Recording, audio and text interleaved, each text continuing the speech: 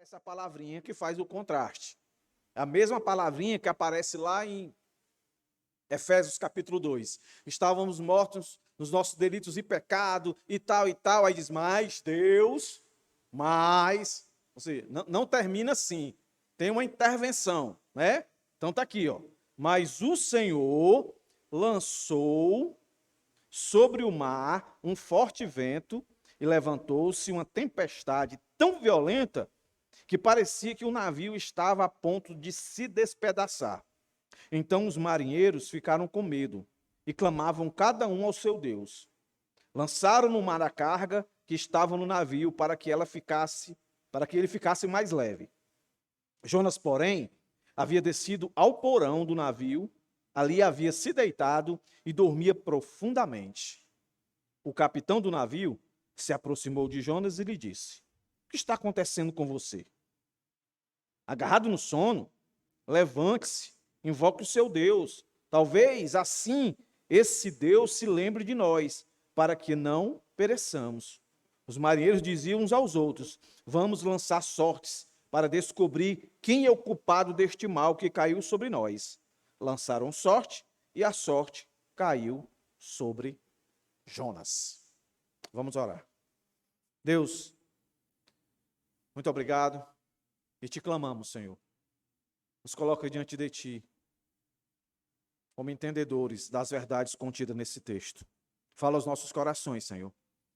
Que seja motivo de alegria e gratidão estarmos aqui mais uma vez, com liberdade, onde podemos ouvir a tua palavra, cantar a tua palavra, orar a tua palavra, ter comunhão na igreja, o grande mistério revelado no tempo, onde tu providenciou para distribuir entre nós, sobre nós, muitos meios de graça, tendo como principal a tua palavra, Senhor. Perdoa os nossos pecados, nossas falhas, abre os nossos ouvidos para que possamos compreender o que essa história tem a nos ensinar para as nossas vidas hoje, para te louvar e te exaltar. Em nome de Jesus, nós te pedimos. Amém. Então aqui fica claro, né, meus irmãos? Nesses poucos versos aqui, a intervenção de Deus. E aqui a gente pode já começar a testemunhar pelo menos 3 coisas que vão estar associadas à nossa divisão do texto. Como é que eu divido o texto aí, meus irmãos? Ó, Deus agindo, por isso que a intervenção, né? O Deus que intervém. Deus agindo, verso 4. E a palavra associada a esse Deus agindo é poder. No verso 5, Deus atingindo. Esse poder vai atingir, vai causar abalo. E aí, associado a esse Deus atingindo, soberania. E o verso 6 e 7, Deus dirigindo as pessoas que ele atingiu. No verso 5, 6 e 7. Soberanamente. E esse dirigindo no verso 6 e 7, a palavra relacionada é governo. Então, Deus agindo, verso 4, poder. Deus atingindo, verso 5, soberania. Verso 6 e 7, Deus dirigindo, governo. Então, aqui você já começa a perceber Deus se movendo para que aquilo que ele desejou, a sua vontade, seja cumprida à risca. Deus vai mover céus e terra. Escute bem isso, meus irmãos. Deus vai mover céus e terra para que a sua vontade seja estabelecida. A vontade de Deus não é como a nossa vontade. A vontade de Deus é decreto. E é interessante que Jonas, o nosso contexto imediato é o verso 3. Jonas está fugindo para desobedecer à vontade de Deus, E a vontade de Deus é que ele pregue arrependimento para os pagãos, para os ninivitas, os pagãos cruéis, maldosos. Tanto que o verso 2 diz que a maldade deles veio até mim. Então eu quero que você vá lá e diga para eles que eles precisam se arrepender, senão eu vou acabar com todos eles.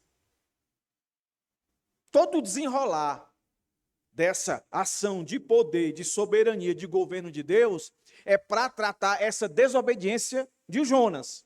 Jonas não quer ir pregar para o povo pagão, para o povo fora da aliança. Ele não quer salvação para esse povo. Ele não quer se relacionar com esse povo. Mas olha que interessante, se você não percebeu.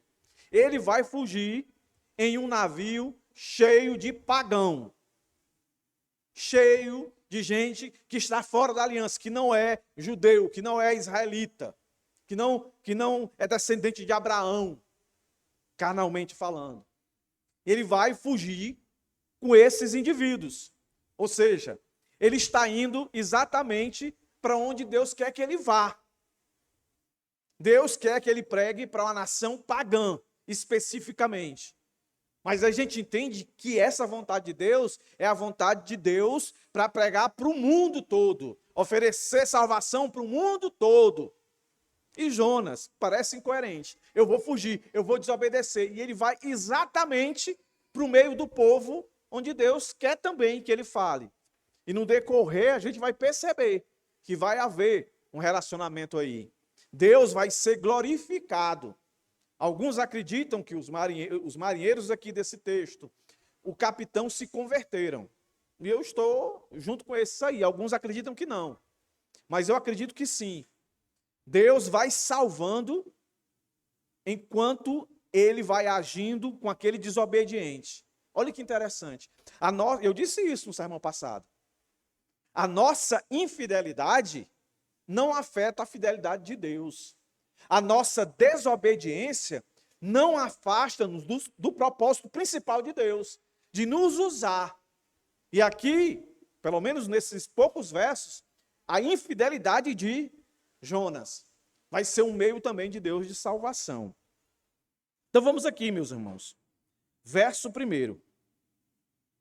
Aqui a gente já encontra uma poderosa intervenção de Deus aqui, ó. Muito claro. Mas o Senhor lançou o quê? O seu poder. A ideia de lançar aí, o verbo lançou, normalmente, frequentemente, ele é usado para descrever a ação de atirar uma arma com uma lança.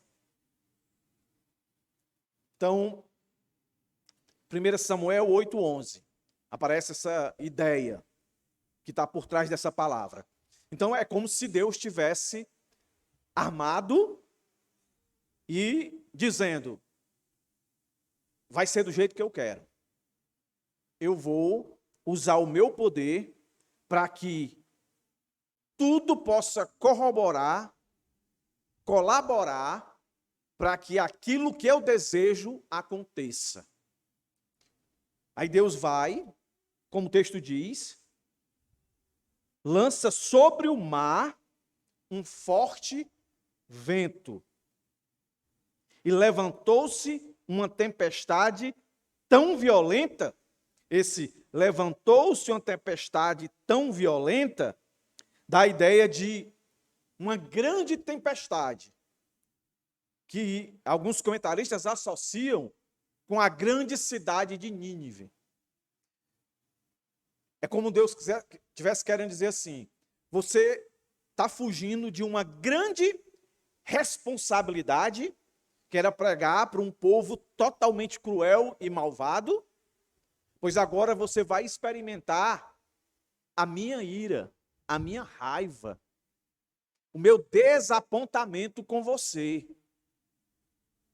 Se você não estava considerando tudo aquilo que eu falei com você, agora você vai considerar. Aí Deus começa a agir nas circunstâncias.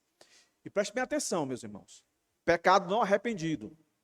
Se você não se arrepender dos seus pecados de forma consciente, as circunstâncias vão levá-lo a fazê-lo. Aqui é o texto, está mostrando para a gente. Uma grande tempestade, que parecia que o navio estava a ponto de se despedaçar. Se Jonas não estava disposto a ir a uma grande cidade, se ele se recusava a ir a uma grande cidade, ele estava agora dentro de uma grande tempestade. E o texto deixa bem claro. É uma tempestade incomum. É uma tempestade que é por meios naturais. Quando eu digo naturais, vento, todo mundo sabe que é vento.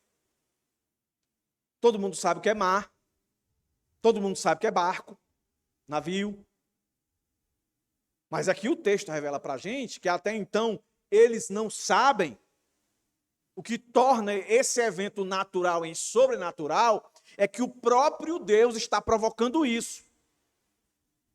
Por que eu tenho que dizer isso para os irmãos não esquecerem? Porque de repente, até agora nesse momento, está ventando muito em Fortaleza. Para ir na Calcaia está ventando muito, muito. Então você não vai sair achando que todo vento forte agora é Deus. Não. Esse aqui a gente sabe que é Deus. Mas eles não sabiam. Mas aí esse aqui é o ponto. Vai chegar uma hora que o Senhor vai, com sua graça, Ele vai oferecer discernimento. Para quem? Para quem está com o coração, com a mente aberta para entender se esse vento forte, se esse mar forte, é muito mais além do que algo natural. Então, até aqui, Jonas está fugindo. Ele acha que vai conseguir. E olha que Deus se apresentou como um Deus que é presente, um Deus que fala, um Deus que vê. Olha o que é que o pecado faz, meus irmãos. E Jonas é conhecido como, de fato, um filho de Deus. Ele não é um pagão, ele é um escolhido de Deus. Mas olha a imaturidade dele. O que a desobediência leva o indivíduo a ficar insensato. Agora, uma coisa precisa ficar claro aqui. Escute bem o que eu vou dizer aqui. Nem toda tempestade, nem toda dificuldade quer dizer que você está em pecado. Certo? Agora, uma coisa é certa. Preste bem atenção no que eu vou dizer, que parece a mesma coisa, mas não é. Vou repetir. Toda tempestade, toda dificuldade que possa vir acontecer com você, isso não quer dizer que você está em pecado. E aqui eu vou dar 2 exemplos. Jó, as tempestades que aconteceram na vida de Jó, todas as dificuldades, as tribulações que vieram sobre Jó, não é porque ele estava em pecado, não é porque ele estava em desobediência. Pelo contrário, era por sua fidelidade. Segundo exemplo, nosso Jesus. Tudo que Jesus sofreu, todas as tribulações, até morrer com aquela morte cruel na cruz. Ali não foi pela desobediência dele. Certo? Agora, que fique claro. Toda desobediência, ela gera tempestade. Ela tem consequência. Entendeu aí, irmão? Nem toda tempestade, nem toda dificuldade é sinal de que você está em pecado, tem que se arrepender. Jó, Jesus. Mas todo pecado vai gerar tempestade. Todo pecado vai gerar consequência. Aí aqui eu trago o exemplo de Davi. Davi pecou e veio uma tempestade sobre a sua casa, sobre a sua família. E tantos outros mais que a Bíblia colocou. Entendeu, irmãos? Fique claro. Tempestade sobre a minha vida. Aí você tem que buscar o discernimento. Será que essa tempestade é por causa da minha fidelidade ou por causa da minha infidelidade? Se você pecar, vai ter tempestade. Se você não pecar, pode haver tempestade sobre você. Mas o que tem que ficar claro, e eu estou repetindo isso para que você entenda, todo pecado tem consequência. Certo? Todo pecado tem consequência. Então, nesse verso 4, o que é que a gente pode aprender aqui? Algumas coisas que são óbvias. Primeira, a soberania divina. A ação de Deus como causador do vento enfatiza seu poder sobre a natureza, ali representado com os ventos, com o mar. Isso nos lembra, meus irmãos, que ele tem poder supremo sobre todas as circunstâncias. Sobre todas as circunstâncias. Então, se você está em pecado, olhe que graça. Mesmo você em pecado, mesmo você em infidelidade, Deus tem um controle. Ele não vai fazer nada além do que o propósito dele. Aqui com Jonas, é chamar Jonas ao arrependimento, para fazer a sua vontade. E se você for ímpio, infiel, ele está fazendo tudo isso para que você reconheça ele como Senhor e Salvador. Como de fato aconteceu, eu acredito, com os marinheiros.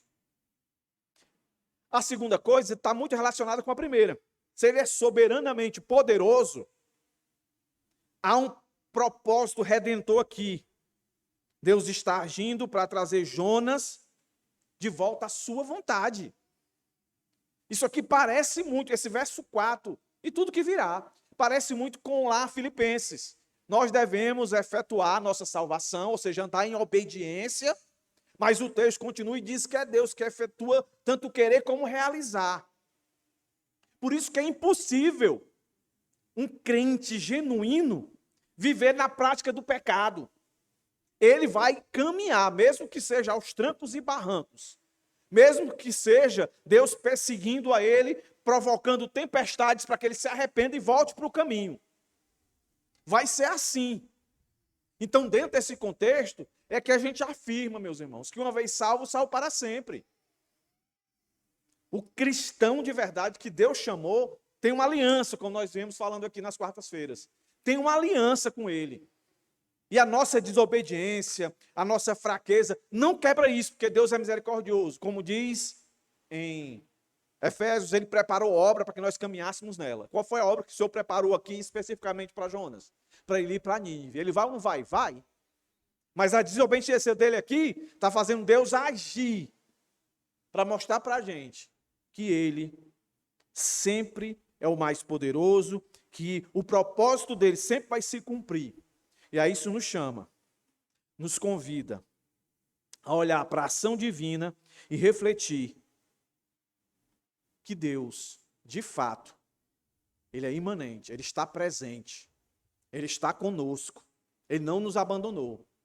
Então, a percepção que a gente deve ter de Deus é de temor, que ele está vendo tudo que a gente está fazendo, mas também de alegria e satisfação de que ele está sempre perto de nós para nos dizer o caminho correto para andar. Ei, você está fora do caminho.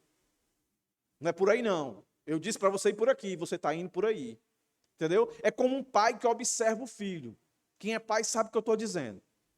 Vai para um shopping, aí coloca o menino dentro daquele negócio lá para ele brincar. Aí ali tem todos os limites. Tem os brinquedos para maiores, menores. Aí o pai diz assim, olha, você vai nesse. Mas o menino, como Jonas, é desobediente. Aí ele quer ir pelo caminho dele, ou então não quer ir para onde o pai diz. Aí o pai fica de longe olhando. Na hora que ele está querendo mudar o caminho, ou muda o caminho, aí o pai vai lá e puxa ele e bota de volta. Ele vai fazer isso com todos que estão ali dentro? Ele só vai fazer com aquele que ele reconhece que é seu. Não é não? Deus é desse jeito. Então Deus está no trono dele agora, olhando tudo, é onisciente, onipresente, onipotente. Aí está lá você agindo como Jonas, desobedecendo a Deus. Deus disse isso aqui, você está fazendo outra coisa. E Deus está lá, ó, se movendo. Reflita sobre isso. Jonas não conseguia inicialmente ver isso. Nós temos muito mais privilégio, né? Porque Jonas não tinha visto Jesus nascer, morrer na cruz, mandar seu Espírito. Nós temos toda essa vantagem de saber que Ele está em nós. E aí vamos para o verso 5.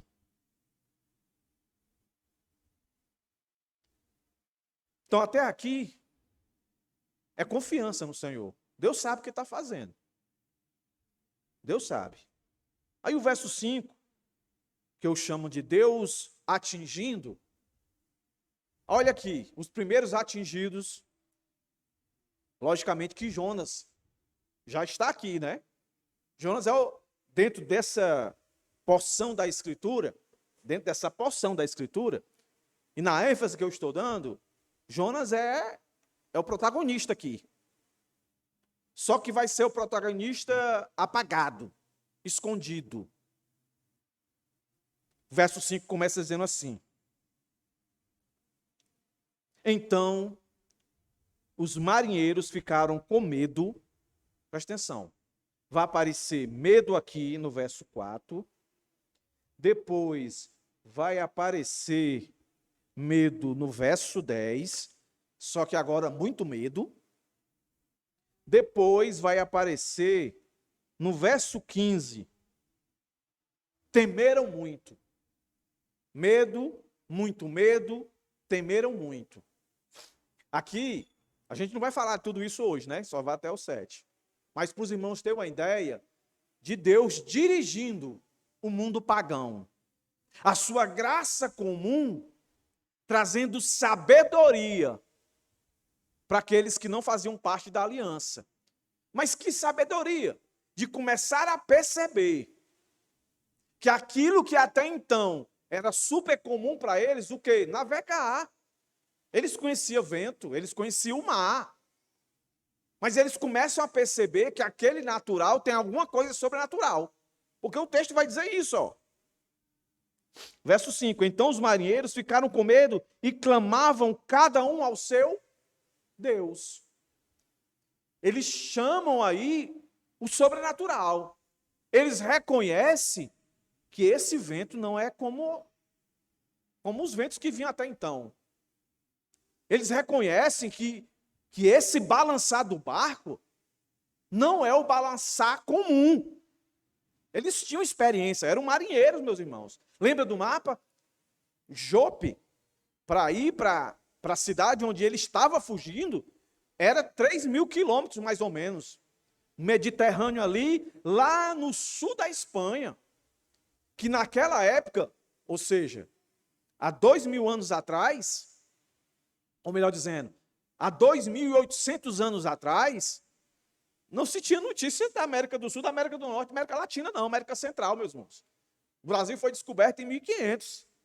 Então, o mundo da época era só ali, a Europa conhecida, a Ásia, né, e a Oceania, e Europa ali só. Então, é como se Jonas estivesse indo para o final do mundo, o fim do mundo. Então, esses marinheiros tinham muita experiência de vida ali. Mas nesse momento agora, eles começam a ter um discernimento. E a gente só pode entender que esse discernimento é dado pela graça de Deus. Esse Deus poderoso, esse Deus soberano que está dirigindo as coisas. Fazem eles clamar, eles vão clamar os deuses dele, é o que eles tinham. Eles não tinham a revelação do Deus de Jonas. Onde é que Jonas está? O texto vai continuar. E diz: lançaram ao mar a carga que estava no navio, para que eles ficassem mais leve. Aí o Jonas, porém, havia descido ao porão do navio e estava dormindo.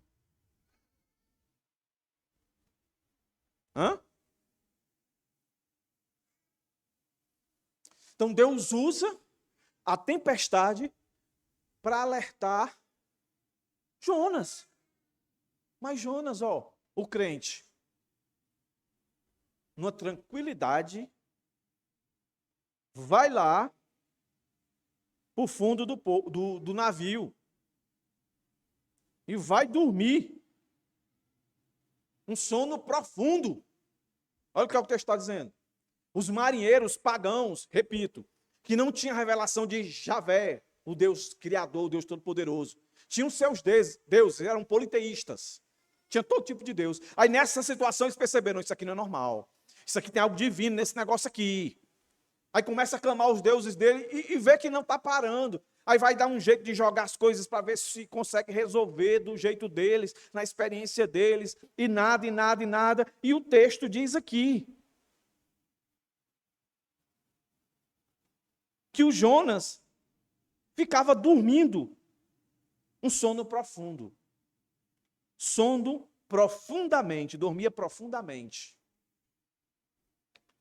O parafraseado aqui é o mesmo que se encontra lá em Gênesis, quando Adão dormiu aquele sono profundo e foi tirado dele a costela.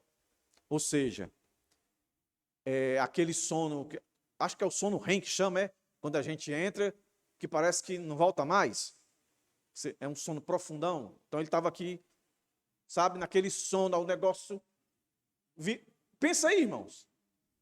Um vento forte, as ondas, o barco se virando para lá e para cá, os caras jogando as coisas fora, e Jonas lá dormindo e tal e tal. Um comentarista especial, ele diz assim: era um sono que pode ser descrito como um sono da aflição. E faz sentido, sono da aflição. Desejo de escapar da realidade por meio do sono, ainda que por pouco tempo. Isso já deve ter acontecido com você. Quando você sabe que você tem que tomar alguma decisão, ou que você tem que fazer alguma coisa que é contrária à sua vontade, você não quer fazer. Aí, se você não tem depressão, se você não tem nada disso, né, porque quem tem depressão quer se matar, né? Quer dormir mesmo para não acordar mais. Mas se você é uma pessoa sadia, ou você vai encher a cara com cachaça para ficar bêbado e dormir, tipo assim, eu vou dormir e aí eu não vou fazer isso daí. Eu vou fugir dessa realidade. Não é? Ou então você vai entrar numa psique de concentração, e essa concentração de uma insensibilidade tão grande, que você vai fazer como Jonas. Jonas não bebeu. Certamente ele vinha tão aborrecido, tão desejoso de não ir pregar arrependimento para os pagãos, e quando ele se vê dentro de um navio cheio de pagão, rapaz, eu vou dormir aqui, vou me concentrar, eu vou dormir, eu não quero nem saber. A ideia parece que é essa. Eu vou... ou melhor dizendo, eu estou exausto com os meus sentimentos de raiva, ansiedade, tristeza, por uma ordem tão infeliz dessa que Deus me deu. Eu entrei num desânimo tão grande que eu só quero dormir. Parece que a ideia era essa. Ele não atentou, né, para o alerta divino, Deus usando a tempestade. Mas os marinheiros, sim. Né?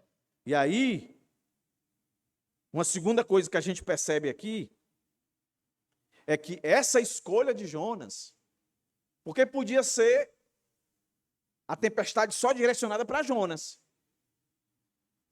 Quem é o desobediente aqui é Jonas. Mas toda a embarcação sofre as consequências. E aí eu até falei no panorama. O meu pecado, não arrependido, ele vai atingir outras pessoas. Porque a gente não vive só. A gente vive em comunidade, querendo ou não. Vai afetar o trabalho, vai afetar a sua casa, vai afetar a igreja, vai afetar tudo. E aqui o texto é muito claro para dizer isso. Aí nos chama, meus irmãos, a humildade que Jonas não teve.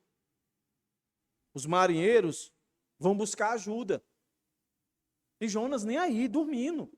Esse sono, esse profundo sono dele aqui, é de total insensibilidade para a ação de Deus. Estou nem aí. Vou viver do jeito que eu quero.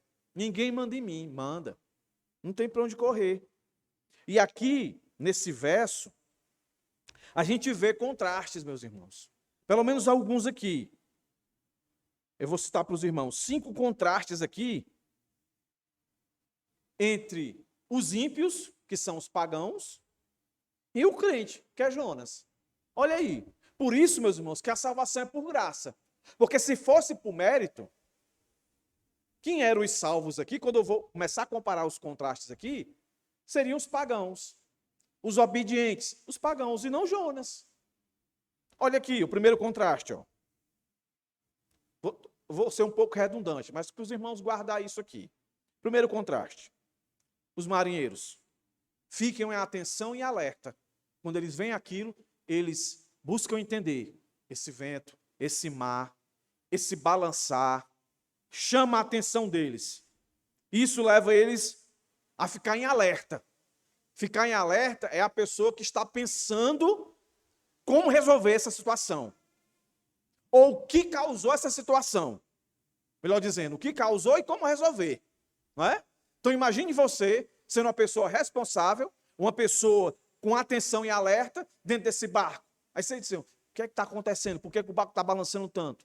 O que é? O que é que eu tenho que fazer? O contrário de Jonas. Totalmente despreocupado e totalmente alheio. Totalmente fora daquela realidade. O pecado faz isso. Deixa a pessoa fora da realidade. Fica sem discernimento.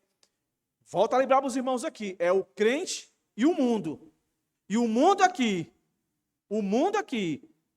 isso mostra que Deus é soberano. A graça comum de Deus aqui na vida desses pagãos. Os fazendo enxergar o que o crente deveria enxergar. Segundo contraste. Esse aqui, meus irmãos, a preocupação pelo bem comum. Quando o verso 5 diz, então os marinheiros ficaram com medo e clamavam cada um ao seu Deus, cada um. A ideia de que eles se reuniram, eu vou clamar ao meu Deus, tu clama o teu Deus. Onde é que está Jonas? Está dormindo, porque ele está despreocupado, ele está alheio a isso aqui. Aí vamos. Mas isso mostra o que também? Mostra preocupação pelo bem comum. Em contraste com Jonas, totalmente egoísta. Totalmente egoísta. Ele não está preocupado com os outros.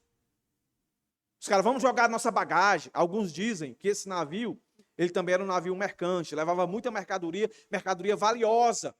Então esses homens demonstraram nessa atitude, meus irmãos, que pessoas são mais importantes do que coisas. Começaram a jogar as coisas para preservar a vida.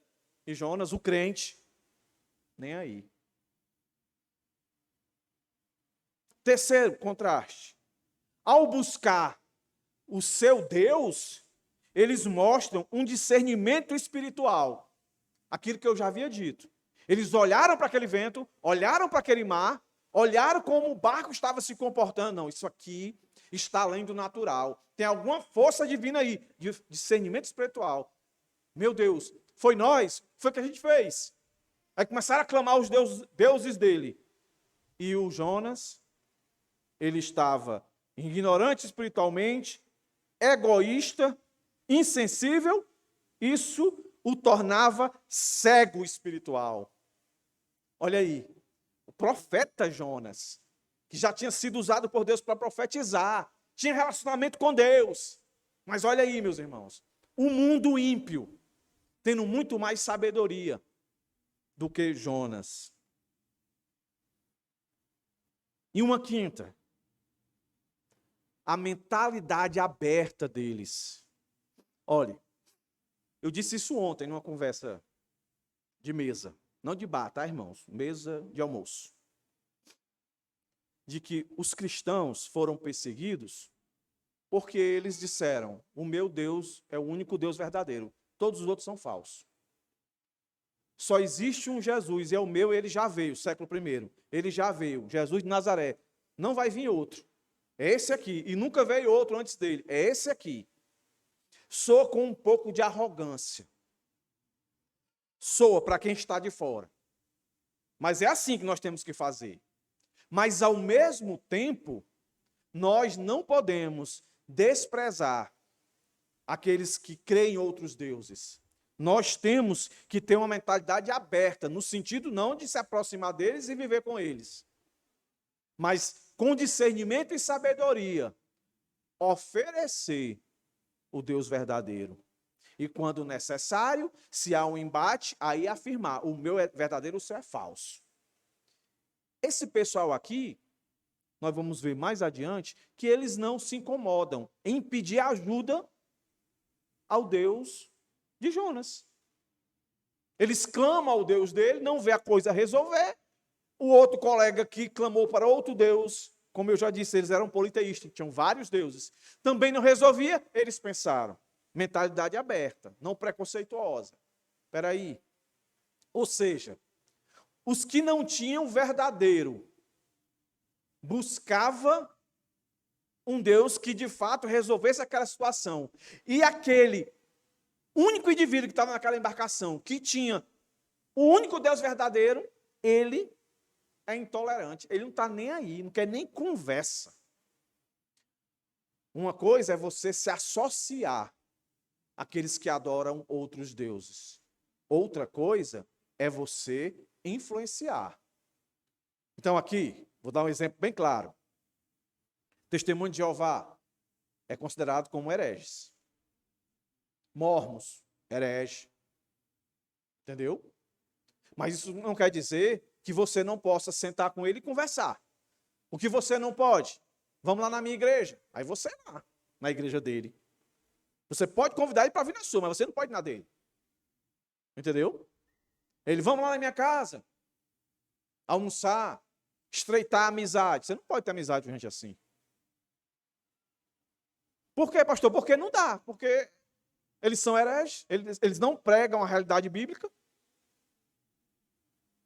Mas você precisa ser tolerante de dar a oportunidade de oferecer o Jesus verdadeiro, o Deus verdadeiro.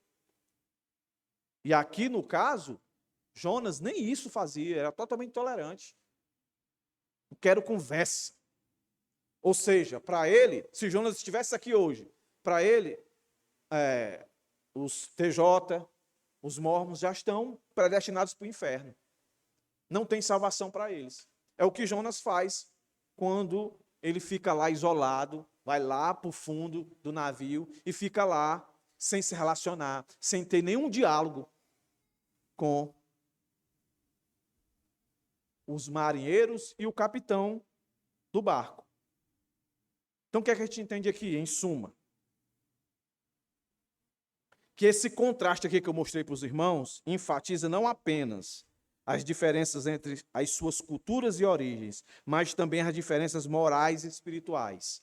Dentro do contexto pagão, e quando eu digo dentro do contexto pagão, nas suas crenças politeístas, eles eram morais e espirituais. Eles buscavam o Deus dele, mesmo sendo um Deus errado, Deus falso, e eles adoravam esse Deus, coisa que Jonas não estava fazendo. Então, esse contraste serve como uma importante reflexão sobre atitudes e comportamentos humanos em face das intervenções divinas nas nossas crises. Aí está lá você, dentro do seu trabalho, aí tem lá uma crise lá, uma tempestade no trabalho, aí todo mundo lá, só você que é o crente, e todo mundo lá tentando entender aquilo que está acontecendo, buscando alguma solução, e você que é o crente, que deveria ter uma palavra, um direcionamento, você se isola. Você não quer participar disso. É o que Jonas estava fazendo. Então, até aqui, Deus agindo, Deus atingindo os marinheiros, Jonas, e quando eu digo marinheiros, o capitão está aí. Mas agora, no verso 6 e 7, o capitão vai aparecer, os marinheiros novamente, só que aqui a percepção é de Deus dirigindo. Deus agiu com poder, verso 4. Deus atingiu soberanamente, ou seja, tudo está no controle dele. Soberano sobre a criação inanimada, mar, vento, sobre as pessoas. E agora o seu governo, ele dirige. Ele administra toda essa situação. Como é que ele faz isso? Usando os pagãos. Olha aí que interessante. Verso 6. O capitão do navio se aproxima de Jonas e lhe diz: quem foi que mandou esse capitão lá? Eu só posso entender que quem dirigiu esse capitão até lá foi o próprio Deus, não foi o deuses dos marinheiros, do próprio capitão. Foi o próprio Deus agindo. Pastor, mas como o senhor pode dizer que foi ele? Espera aí, que eu vou te dizer. Espera aí, que vai ficar muito claro. Olha aqui. Continua. O que foi que ele disse? O que está acontecendo com você? A minha percepção é o seguinte. Aconteceu tudo que nós vimos até aqui. Aí os marinheiros chegam e dizem: capitão, tem um cabo lá embaixo dormindo. Faz é tempo. Faz é tempo. O senhor não acha que deveria ir lá falar com ele, não? Porque a gente já tentou de tudo aqui. A gente está tudo de boa com nossos deuses, está tudo ok. A gente está suspeitando que tem alguma relação com ele, isso aqui que está acontecendo. O senhor não acha, não? Aí, a graça comum, no discernimento, certamente o capitão diz, rapaz, é mesmo? Eu vou lá. Aí o capitão vai lá, chega lá, não está no texto não, mas eu imagino, fico aqui, né? Imagino. Ei, o que está acontecendo com você? Cutuca lá o Jonas. Agarrado no sono, tipo, acorda, mano. Acorda. Olha aqui, ó. É aqui o negócio, ó. Levante-se. Onde foi que apareceu essa palavra levante-se, meus irmãos? Onde foi que apareceu essa palavra nesse texto aqui que nós estamos lendo? Profeta Jonas, onde apareceu? Verso 3.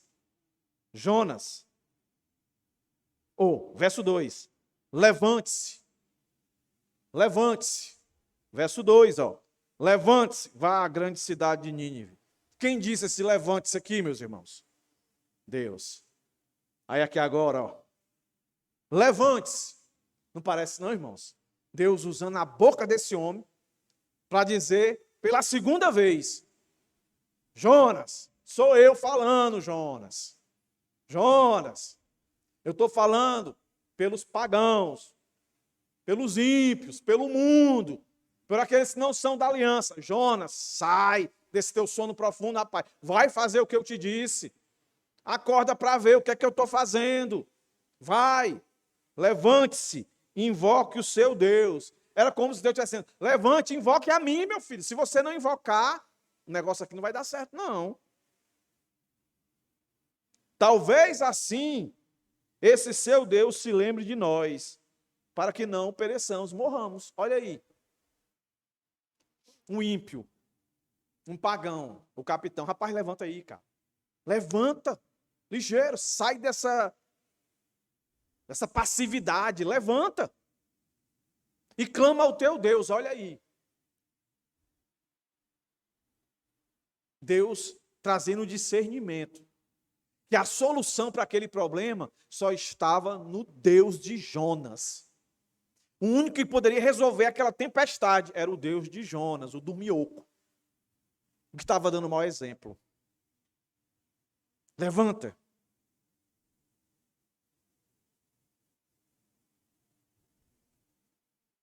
Deus dirige esse homem. Deus quer ser entendido, meus irmãos. Perceba que até aqui não vai aparecer. A única coisa sobrenatural mesmo que aparece nesse texto aqui é o grande peixe engolir ele. Mas até aqui é vento, é barco, está tudo de boa. Deus podia ter feito um negócio assim, fantástico para todo mundo ali olhar e dizer: é isso aqui. Para Jonas acordar de um salto e dizer: valeu, meu Deus, perdoe-me, estou voltando. Mas Deus vai nesse diálogo humano.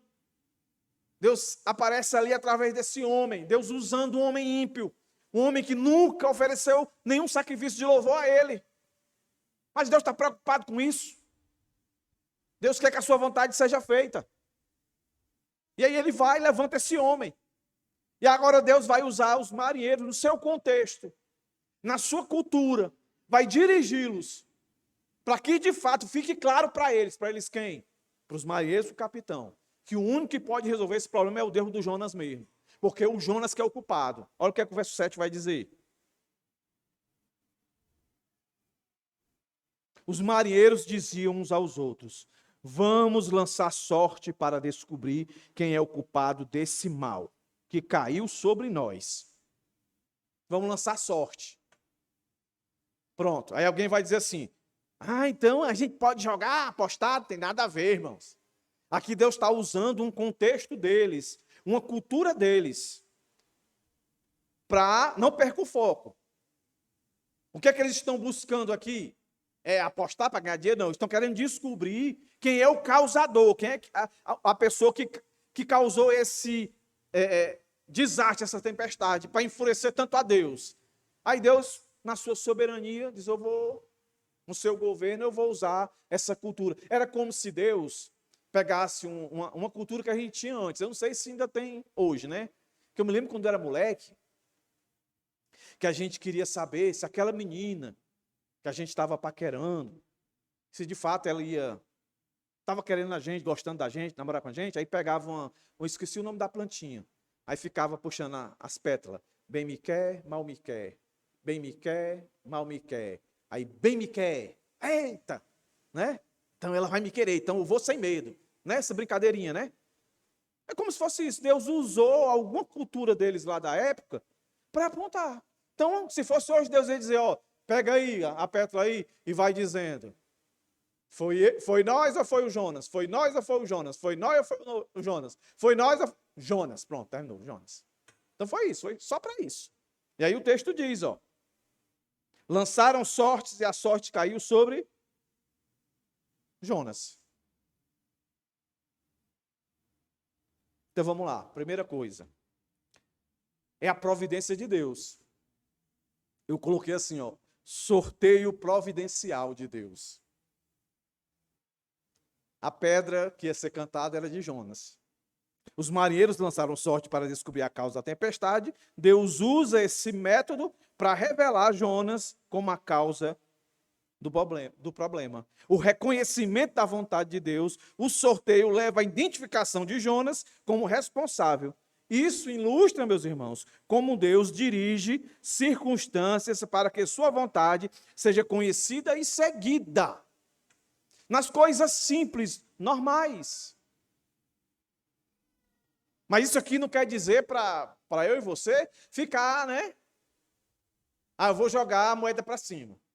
Se der cara, é porque Deus quer que eu faça isso. Se der coroa, quer que eu faça. Não, o texto não está dizendo isso. Está dizendo, se Deus quiser fazer isso, ele vai fazer. Mas não é a gente que tem que dizer para ele, vou jogar a moeda. Se ele aparecer para você e disser, joga a moeda para cima, faça. Mas eu duvido ele dizer isso para você. Ele fala é por aqui.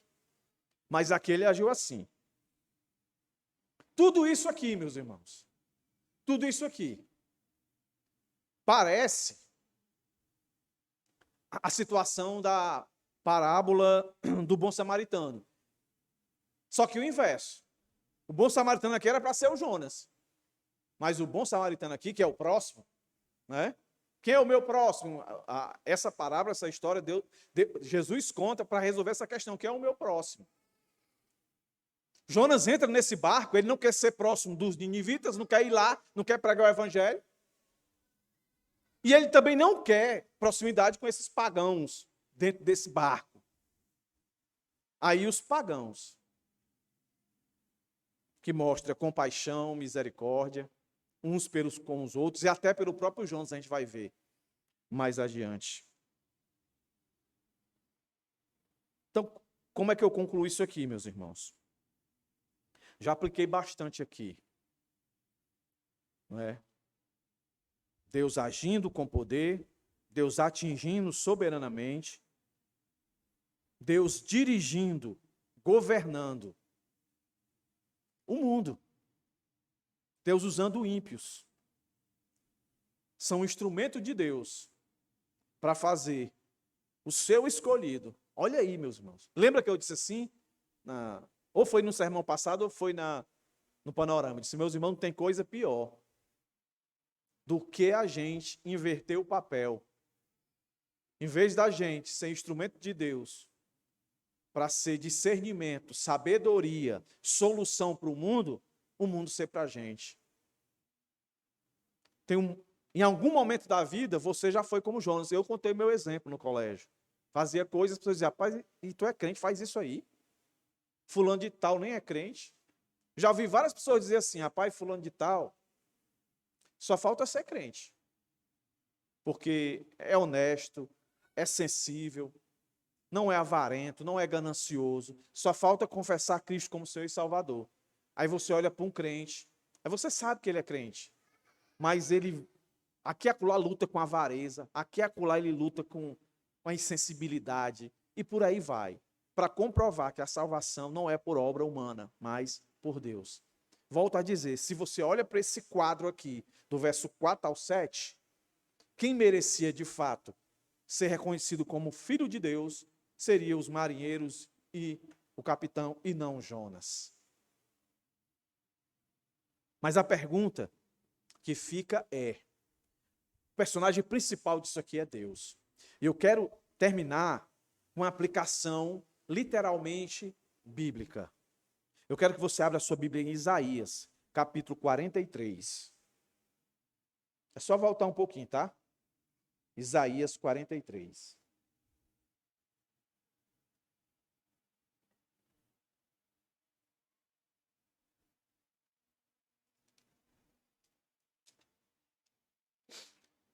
Vamos terminar com isso aqui. Não tem quem ganhe com a vontade de Deus. A vontade de Deus vai prevalecer. Por que a vontade de Deus vai prevalecer? Verso 10, do capítulo 43 de Isaías. Testemunha aí você coloca Jonas. Testemunha aí você coloca você, com todos os seus pecados, suas rebeldias. Se você se considera cristão, que entregou sua vida a Jesus, não olhe para o seu pecado. Olhe para aquele que lhe salvou. Não olhe para a sua infidelidade, olhe para a fidelidade de Deus. Olha o que esse texto diz. Vocês são minhas testemunhas, diz o Senhor. Vocês são meu servo, a quem escolhi, para que vocês saibam, creiam em mim e entendam que eu sou e que antes de mim Deus nenhum se formou e depois de mim nenhum haverá. Eu sou o Senhor e fora de mim não há Salvador. Eu anunciei salvação, eu a realizei e fiz ouvir. Deus estranho não houve entre vocês, pois vocês são as minhas testemunhas, diz o Senhor, eu sou Deus.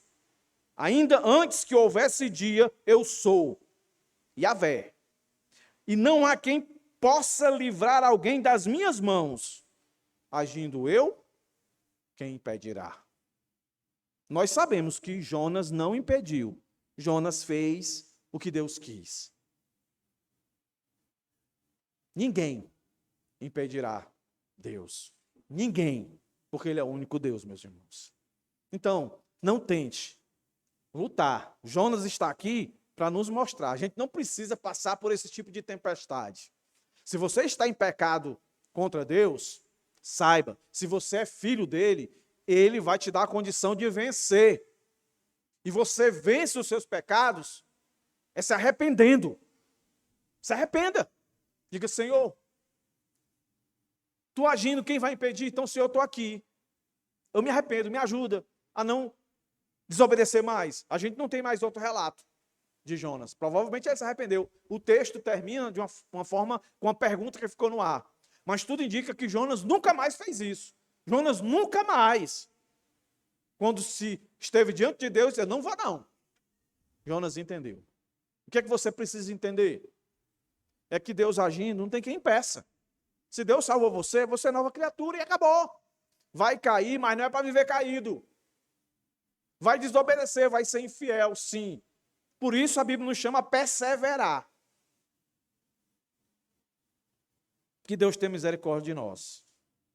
Que Deus nos ajude a enxergar a sua graça como, olha que misericórdia de Deus aqui. Usar o mundo pagão, um mundo tão odiado por Jonas, para chamar Jonas a obedecer à sua vontade. É o que nós vamos ver. Deus agindo ainda mais através desses marinheiros. Fique de pé, irmãos, vamos orar.